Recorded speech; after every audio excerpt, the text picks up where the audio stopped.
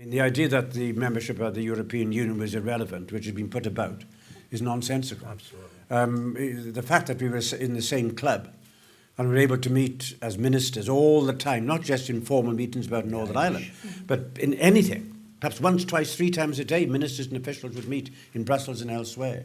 So the money and the support that came, I took the entire assembly to Brussels after we'd elected them. Every single member, bar a few, on both sides, obviously. And it was so important. But on the American side, that was critical to it. Firstly, because of George Mitchell. You cannot conceive of a more professional and sophisticated and good politician than George Mitchell, who had been the majority leader in the Senate.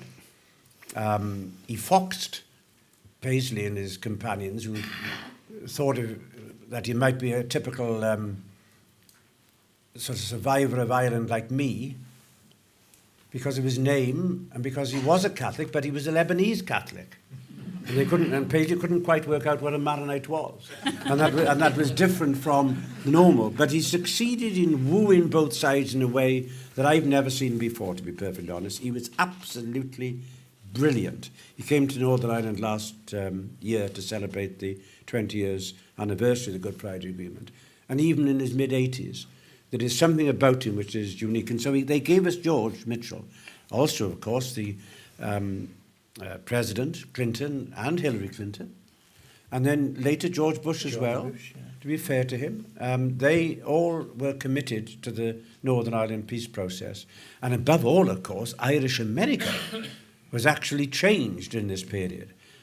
For a long time, as a lot of you know, Irish America was absolutely geared to one side of the argument. You can't make peace with one side only, you've got to have 2 sides. And they became completely committed to the Good Friday Agreement.